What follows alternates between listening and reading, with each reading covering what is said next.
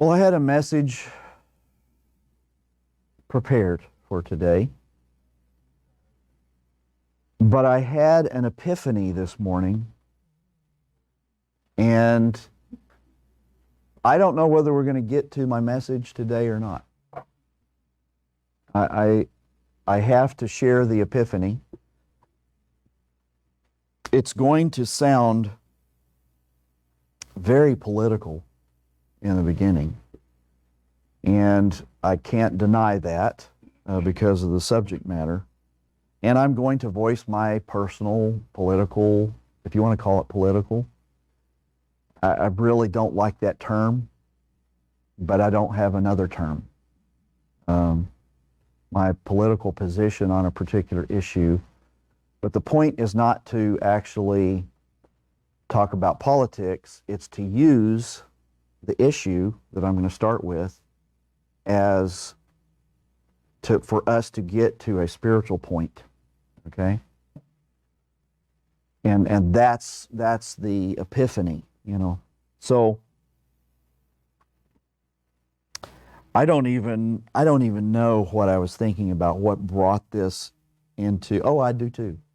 I got a notification from the United States Concealed Carry Association on my phone talking about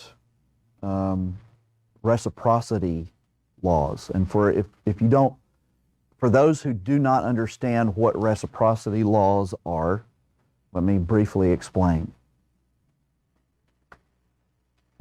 Each state has its own laws in regards to carrying firearms, okay?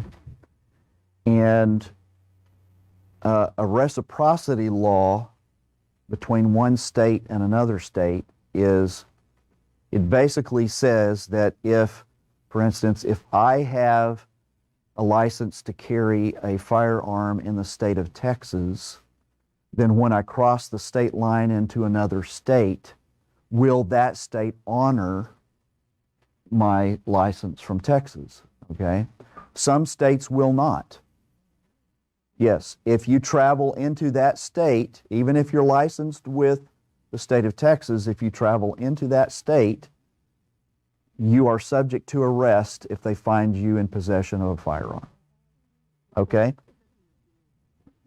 Right. That's what triggered this epiphany, because I was thinking about that, and my first thought was, why are we doing this? Why do we even have to pass reciprocity laws? Why are we even doing this? So I want to start with a statement. Currently, technically, the U.S. Constitution is still the highest law in the land, the supreme law in the land. And every other law that is created on a federal, state, or local level is subject to that. It can't supersede or oppose that law, okay? And we're all aware, we should be aware anyway, that part of the Second Amendment to the Constitution states that the people have the right to keep and bear arms, and that right cannot be infringed. Okay? So, what does it actually mean that a right can't be infringed? Okay? Well, let's use that particular one because that's the language that's used with that particular amendment. What that means on the ground is that me, as a citizen of the United States of America, I have the ability and the right to purchase any type of firearm that I want to purchase, and as many as I want to purchase. And no one, no matter their station, from the president to the legislators, to the police, law enforcement, to the common citizen, nobody can interfere with my ability to do that. Okay? Now, we are actually far from that now. Okay? And what has ended up occurring in this country over time, because it's been brainwashed into us, is that as soon as you, and I'm preaching, I'm on a soapbox right now, but we'll get to the spiritual part of it. So we have come so far as a society that is, if you see someone walking down the street with a weapon of some sort, AR-15, AK-47, whatever, slung over their shoulder, the automatic response is, as soon as you see that person is dangerous. Okay? That's the automatic assumption in this country. But is that the truth? Okay. A person being dangerous or not dangerous is an issue of, in the heart, in the mind, who they are as an individual. They can be just as dangerous with some other kind of weapon, with a tire iron or a knife or their fists or whatever, okay? And just the possession of a gun doesn't make them dangerous or not dangerous, okay? If that were the case, then everybody in Israel is dangerous, okay?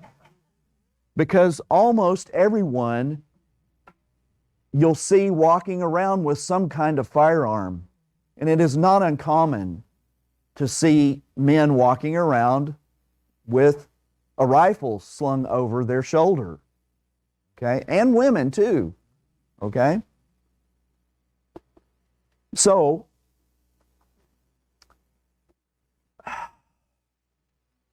right now in the state of Texas, it's already passed the House and it's being worked on in the Senate, a bill that would allow people to carry firearms without any kind of license at all, okay?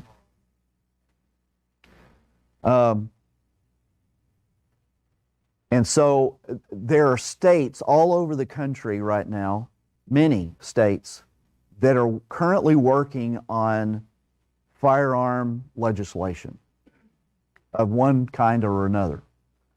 Some of them, the legislation is anti-gun legislation. In other states, it's pro-gun legislation. Yeah, Michael?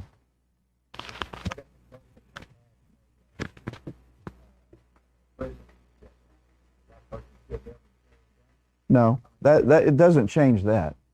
Yeah, if you're a felon, you still can't possess a firearm. But anyway, that's getting off the topic.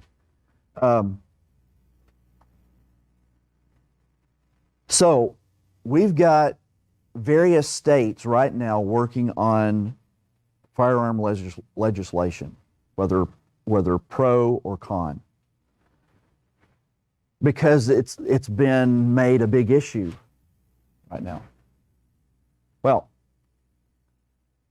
so if the right to keep and bear arms shall not be infringed, why are we even doing this? Why are states passing laws, any kind of law, pro or con, regulating firearm possession and or the ability to bear your firearm? Well, the reason why these things are going on is because there has been infringement. There has been, is, and will be infringement upon that particular right. It's the only reason why anybody's discussing any of this, okay? So, as I was thinking about this, thinking about the fact that we shouldn't be doing this. We should not be spending our time, our money, our effort in any state in the 50 states of the United States dealing with any kind of firearm legislation. Because any kind of legislation is an infringement upon the Second Amendment. Period. End of story. Okay?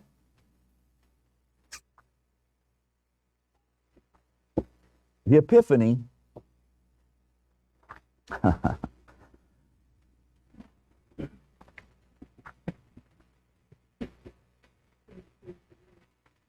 this is our Constitution. Okay? This is the supreme law. Any kind of rule or regulation that infringes upon this is wrong. And it doesn't matter whether it comes from the Christians or it comes from the Jews. Okay? And the reason why I am having to spend time, because I was thinking about this in regards to what I'm teaching you right now.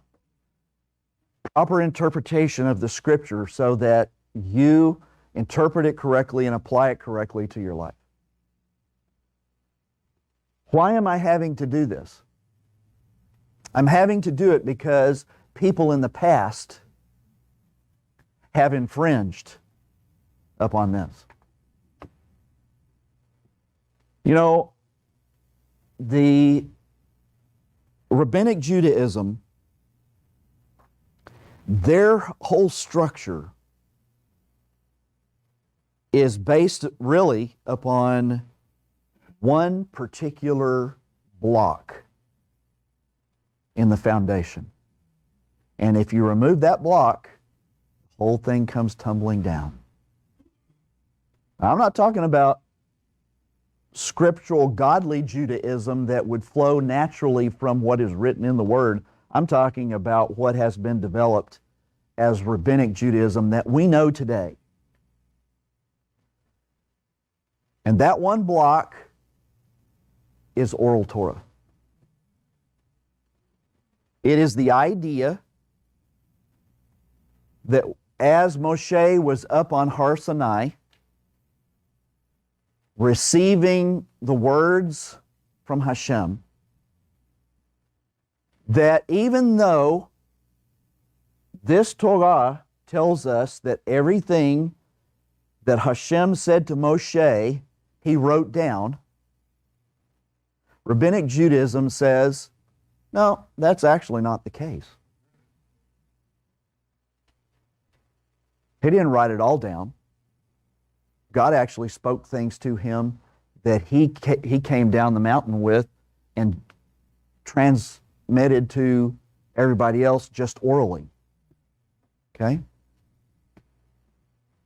And it was transmitted like that generation after generation after generation orally until a certain point in time where we codified it and canonized it and put it into books. Wrote it down in books.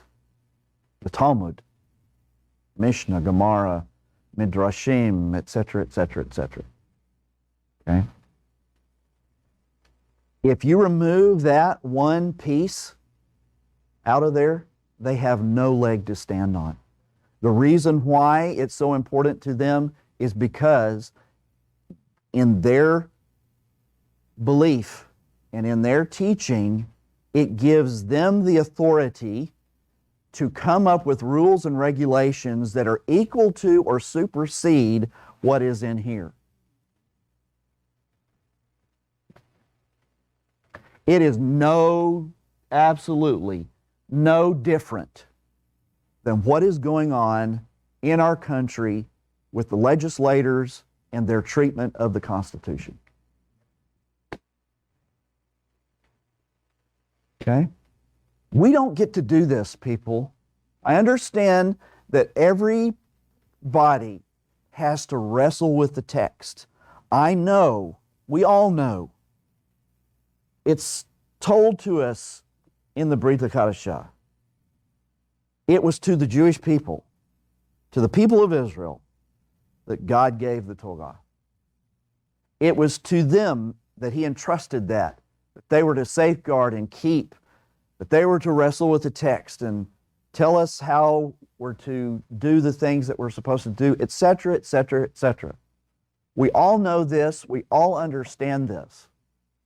That does not, however, mean that we as human beings, them as human beings, are flawless, and that every ruling that we come up with in regards to Torah is correct.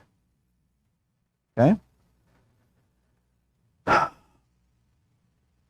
If a judge, let's say a Supreme Court judge, takes one of the constitutional amendments or one of the rules, regulations, whatever part of the Constitution, and interprets it in such a way that is just absolutely, totally off the wall,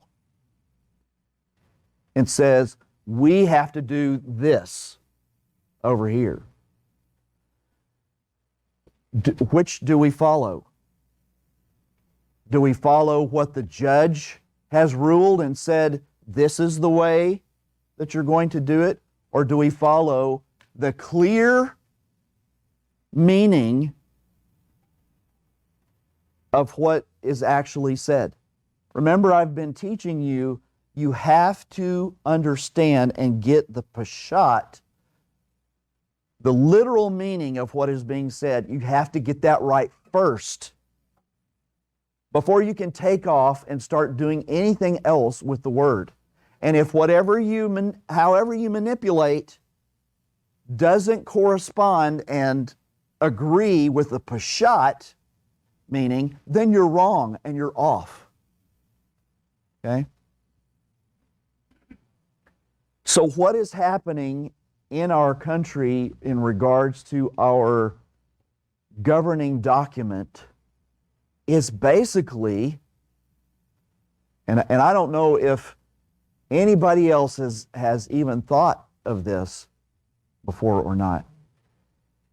And now after this epiphany, I am understanding that the reason why we are going through what we're going through with our governing document as a country is because of what we've done. With this,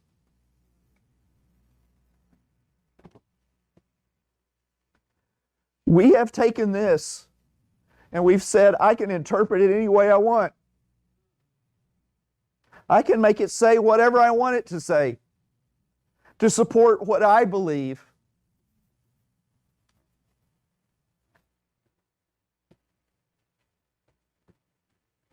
We can't. Yeah.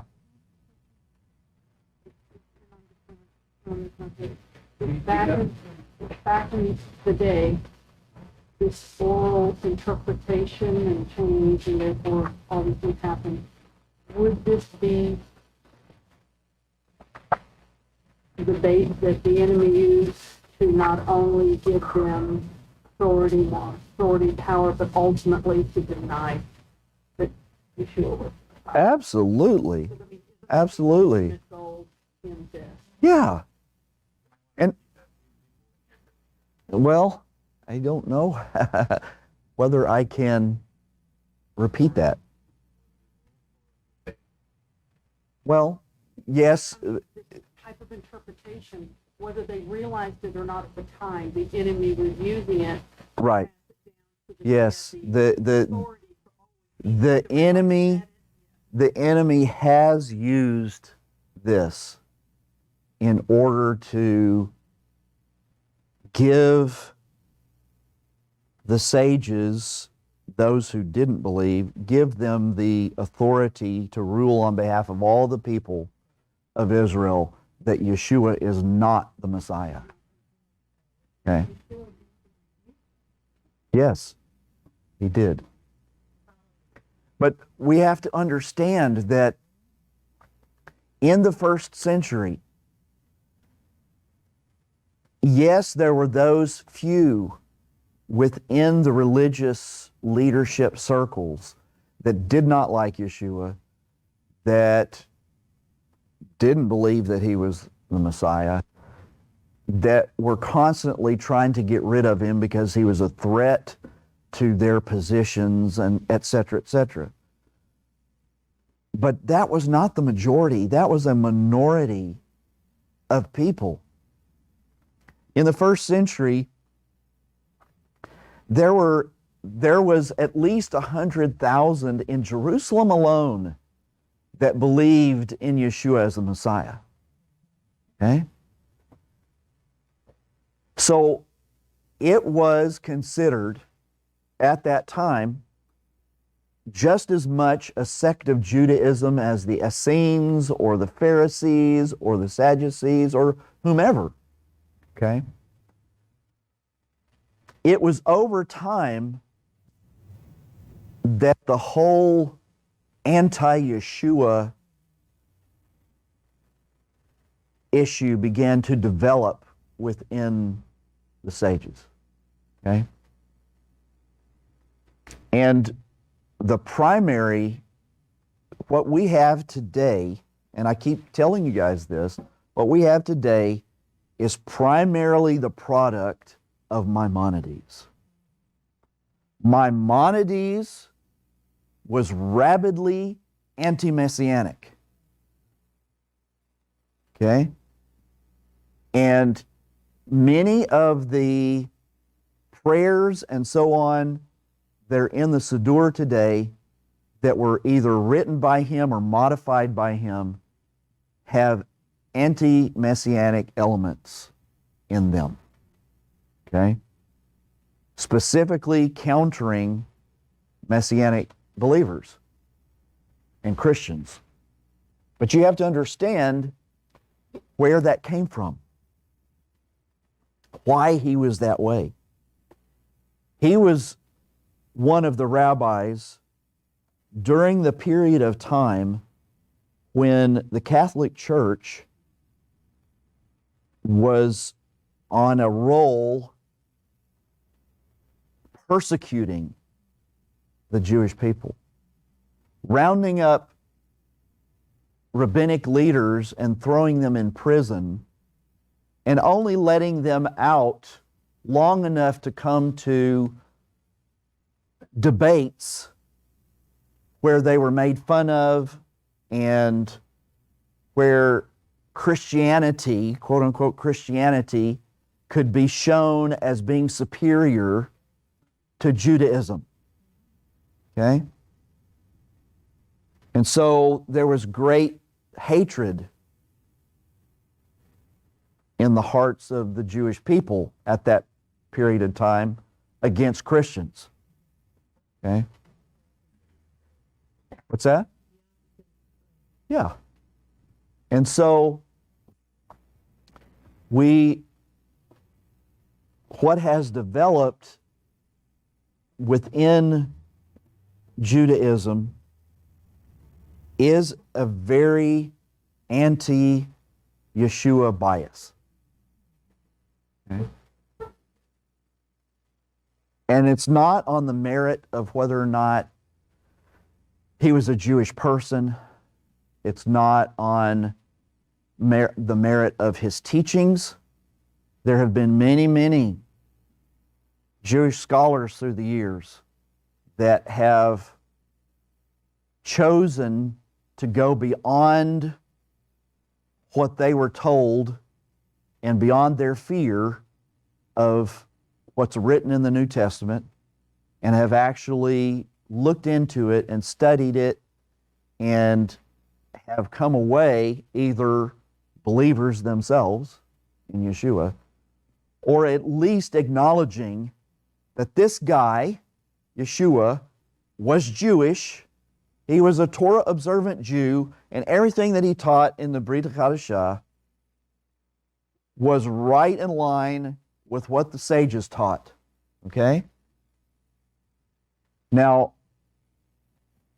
a lot of them have a great deal of issue with Rav Shaul, the writings of Rav Shaul. But Yeshua they have less issue with. Okay? And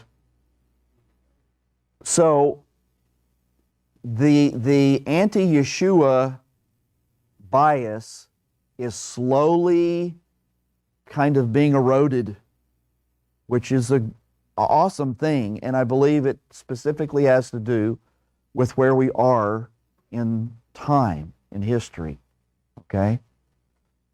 But nevertheless, it is still out there. Great prejudice against Christians, against especially Messianic Jews, especially Messianic Jews. We are seen as traitors against our people. And as soon as we believe, and I've had these conversations on more than one occasion with non-Messianic Jews, as soon as I say, as a Jewish person, as soon as I say that I believe that Yeshua is the Messiah, I'm no longer Jewish. And that is centuries old bias. Yeah, you can believe, and the way that they explain that you can believe in other religions and be okay, is that, well, you're just not enlightened. Okay? And when you're truly enlightened, you'll come back to the faith. Okay? Well, for us that are Messianic, we never left the faith. Okay? But as far as they're concerned, we're no longer Jewish, we're Christians. Okay? It really is, at this point in time, it is, and I've gotten a field from my original point, but it is an educational process because they have been fed a certain line that they believe. They have no reason not to believe. It's what their parents told them. It's what their rabbis told them. What they're fed is not correct. And if you can't go to them and say your rabbi's lying to you. You're not going to get anywhere with them if you do that, because there's such heavy trust in the rabbi and what the rabbi says in the Jewish community. But you have to walk them through the process of, here's where this thought came from, here's where that thought came from, this is not correct, this is not what we believe, we don't believe like this. Yes, the Christians believe this, but we don't believe this, okay? But the assumption is that as soon as you believe in Yeshua as the Messiah, you believe everything that Christianity teaches. Okay? Right, yeah. So. Fellowship with Messianic Jews. Oh, you're becoming a Jew. You're becoming a Jew, yeah, right.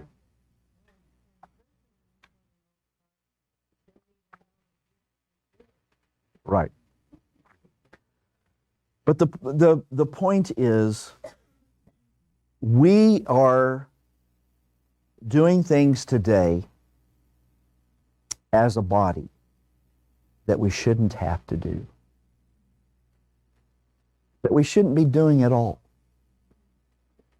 But we're having to do it because people, various people, have taken this and done with it things that they should never have done. And so now we're having to go back and try to correct what's done, what's been done. And at once I am sad and happy. I'm sad that I'm having to do this, that I'm having to help people unlearn so that they can learn what is the truth. At the same time, I'm glad that it's finally happening and that the Ruach HaKodesh is dealing with people and is bringing them to the truth. But we have been led so far astray from the truth of the Word of God by both Christianity and Judaism that we have to come back. And that's what God is doing right now. He's bringing people back.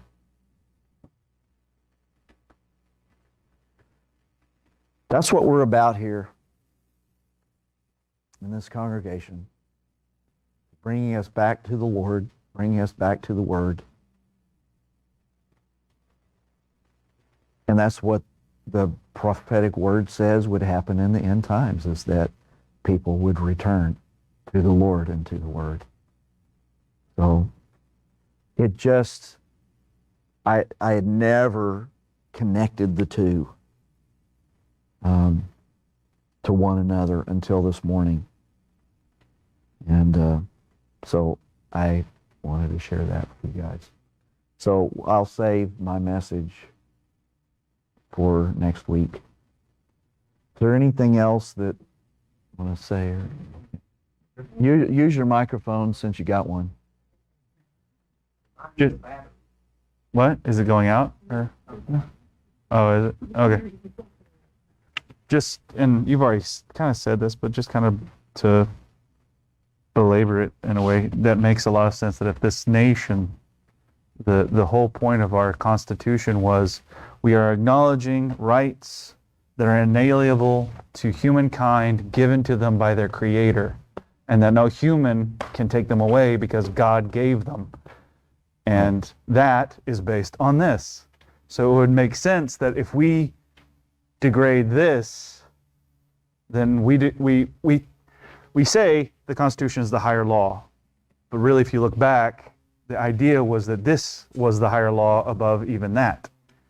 And even then, they didn't have a full understanding. But the idea is that for you to understand why we were the way that we are as a nation was to go back to this. So if you get rid of this, it makes sense the next thing, domino to fall, would be the Constitution. And then, and what you said about judges versus the Constitution versus like what someone, a teacher says, I translate it this way.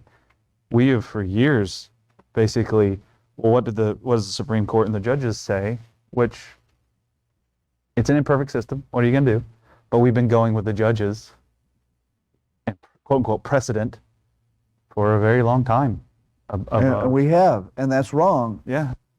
If any judge or any lawmaker of any kind comes up with any law or interpretation of a law that goes against the literal meaning of the Constitution, they are wrong.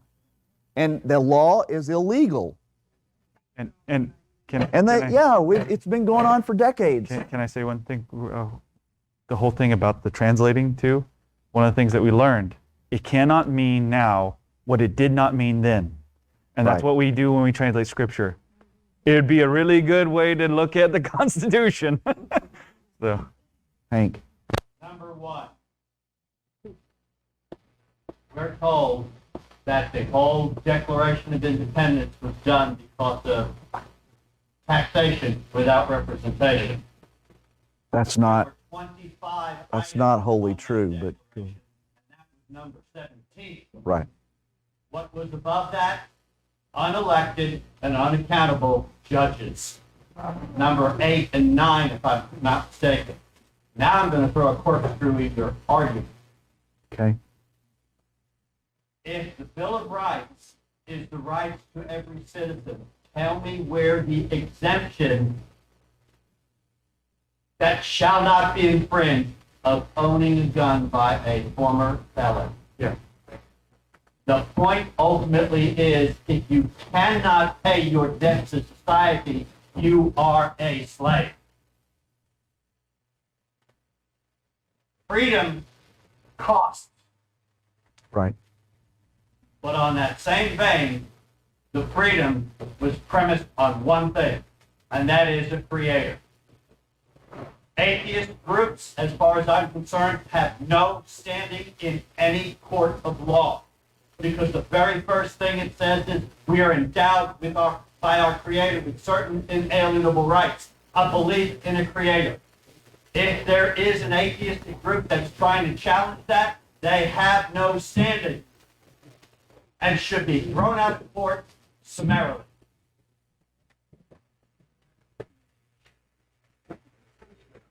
Well, let me get there.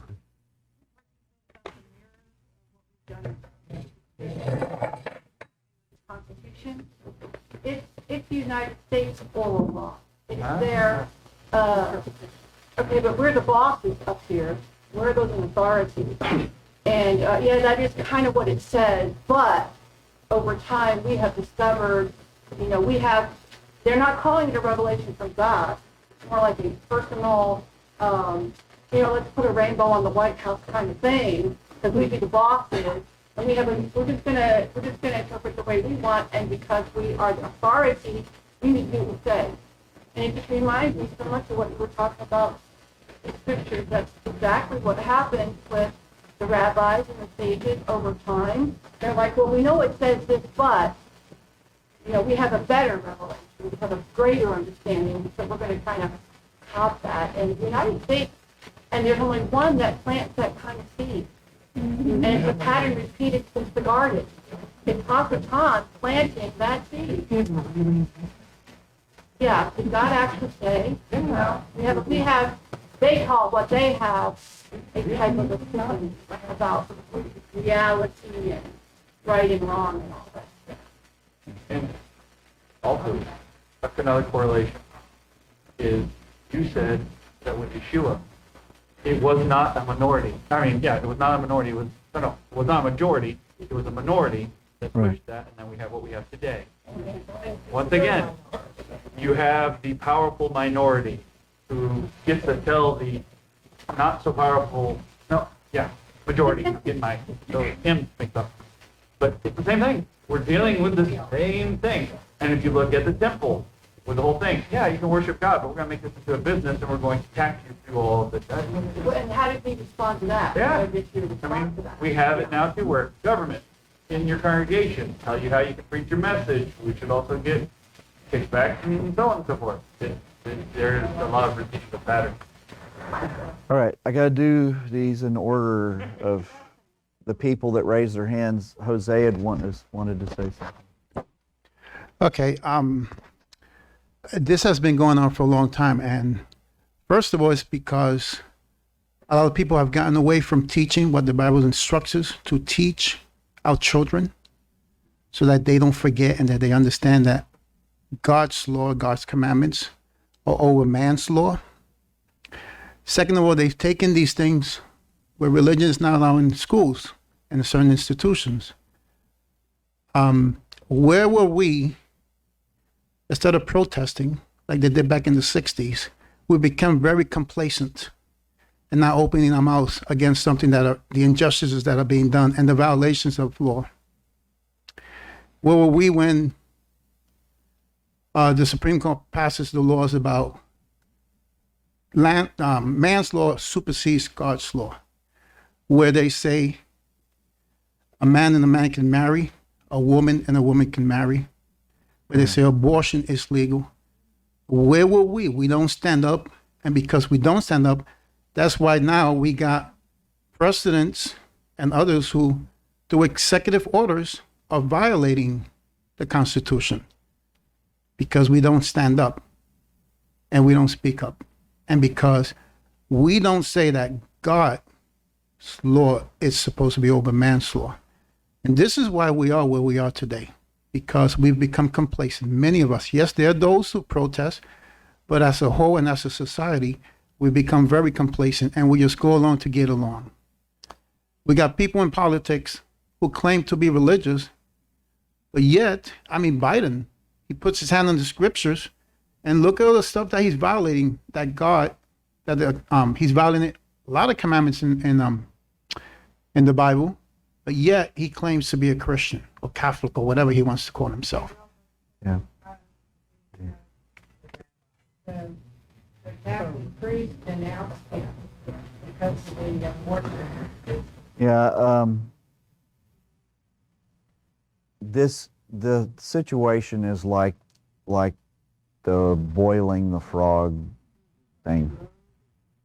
And we are where we are because little by little we allowed them to make laws and rulings and so on that were actually illegal, and they did it and we said nothing and we went along with it.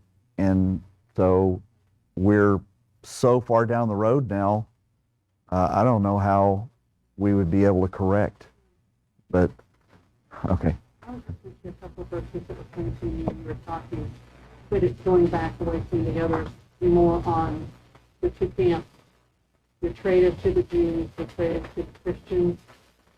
Yeah. And yet that was never, of course, what was originally intended by the Lord, of course. So I was just getting those verses that, you know, my Father and I are one. He wanted us to be one. And therefore, you know, so they know you're my disciples if you have love one for another.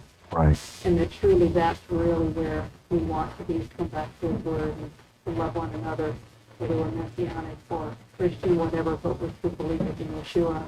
And we can come back to the original thing and love one another. And we're awesome, but, you know, but, I mean, there are those of us that are trying to, we're better than we used to be, Yeah. but we have a long way to go to be one, which we should be. Yeah. And what did they say? I know one for Israel, that particular ministry says there's over 30,000 believers in Yeshua now in Israel. I don't know exact numbers, but it's quite a Yeah. And it's growing all the time. Yeah. Corey. Exactly what happens in scripture of people picking and choosing. Well, this is what this means in creating these doctrines. The same thing being done with the Constitution. Right. Constitution's a living document, therefore changes, and those rules were back then, but they Right. were rules to protect the people from the government. But then you get people throw Romans 13 into where, well, you have to obey the government, so now we're in charge, and you have to do everything we tell you, Right. even if it's against God. You know, that's what Right. they brainwash into people because they don't understand proper interpretation of Scripture and what God says, or even the fact that it's God that says it. You know, there are people who say, well, that's not what it means to me. Well, doesn't change the fact of what it means to God. Right. Yeah. You have two entities, pretty much. And people being swayed by either one and with their flesh or with the yielding to the Ruach HaKodesh. Your gifting is your Achilles heel. You have the gift of gab, and you're under the law of the Spirit, you watch your tongue. You have the gift of gab, and you're in your flesh, you're gonna mess up. It's like nothing is new. And so even Yeshua, how much talk did he do about the Romans, about the oppression? Why don't you stand up and overthrow your government? When did he say that? He never said that. But there have been people in this government that have spoken up. There have been many protests. There are people doing that now. But we are not just dealing with a physical response to a physical something. This is as ancient as time itself. Right. It is good versus evil. It is Hashem and Hasatan, and where we are in that. I agree with Jose on some of this too. Yet at the same time, when I seek the face of God, you know what he said to me once? Why are you paying so much attention to the enemy? How much instruction did I give you to focus on the enemy? He said, what did he say to Joshua? What will make him successful? Focusing on the Word of God. What did Paul say? Don't look at the things of this world, but have your mind renewed daily. What did he say? Focus on the author and finisher of your faith. I do want to be a Blair. I do want to do my part. But the Lord is telling me, don't let that part be a God. What needs to be your God is Hashem, because all through the ages, He's our deliverer. All through the ages, righteous people who serve the Lord have been persecuted. None of this is new. None of this is new. It's like, where is your fire burning? It's like if I get one more video about the government, I'm not going to pull my hair out in my circles. I don't care anymore. We've heard it 5,000 times, the same thing over and over and over again. What are we doing? We're trying. We're protesting. But this wagging of the head, oh, it's awful, awful. That does nothing. It does nothing. You know what I'm saying? It's just the shalom that has come to me over the recent weeks, because I had some quiet time to be with God, that I wasn't spending my time with Him. And in the middle of all this mess, and it is a mess, there is a shalom that is giving me understanding. My mind doesn't, I can't worry. I'm like, the ability to worry seems to like, whew. It's like, wow, because that is who Hashem is, that is who He is. And He's wanting us to, spend some time with Him, and the world's going to spin and do its thing no matter what. But serve the Lord, serve the Lord. Frankie.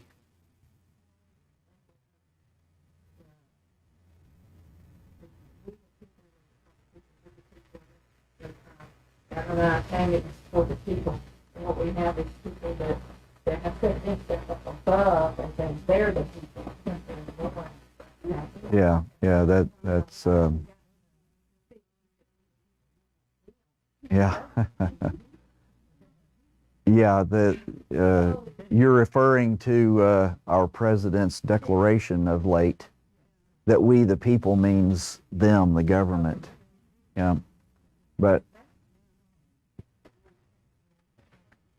yeah, Marilyn. I just got to read my son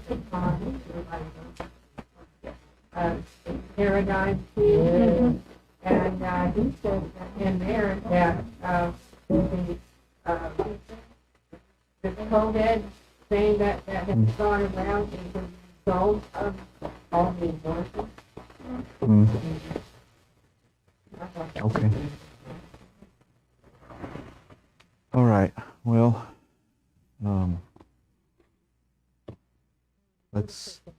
it was a good epiphany. Let's pray. Because we really do, I mean, there's a part that we do, but there's a part that He has to do. And He's not going to do our part, and we can't do His part. So, let's go to Him. Father, I think everybody in the room can say our world is in a mess. But Father God, we have a relationship with You, the one who created the world, the one who knows how the world is supposed to be, the one who will correct and make it like it was supposed to be. And we just look forward to the day when You decide it's the right time to do that. In the meantime, there are things that You need us to do. And I pray that we will all come to You and ask what our part is supposed to be.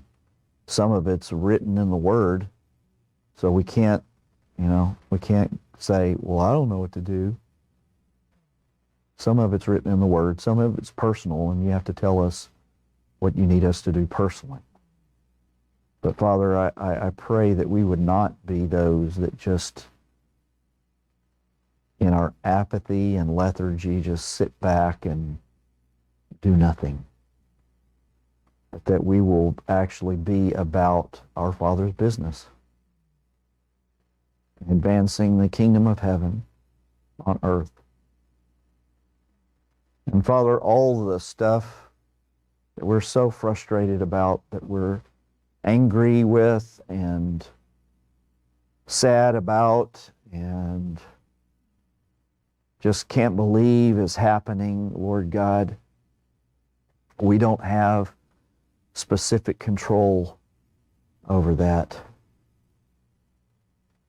And so we have to leave those things in Your hands, and we ask, Father, if it's not too late, for intervention from You.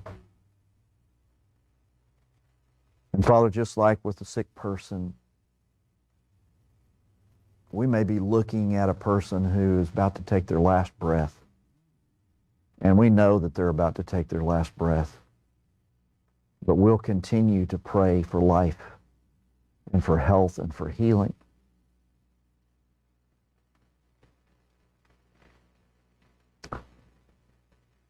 right up until that last heartbeat and that last breath. Father, we do the same for our country. We do the same for the body. Father, we pray for life, for health, and we will continue to do that until it's not possible to do it anymore. We ask for your intervention, Lord. But at the same time, just like with that, we say your will be done. Even if we don't like your will be done. In Yeshua's name. Amen. The Lord bless you and keep you. The Lord make his face shine on you and be gracious to you. The Lord lift up his countenance upon you and give you peace. Yevarechek Adonai vayishmarecha. Yair Adonai panav alecha vichunecha. Isa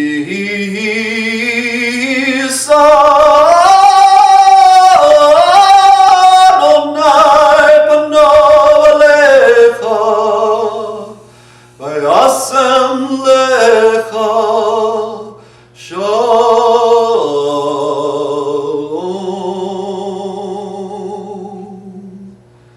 B'shem Yeshua Mishikenu Adonenu Tzidkenu Yeshuatenu Sar Shalom. In the name of Yeshua, our Messiah, our Lord, our righteousness, our salvation, the Prince of Peace. Amen.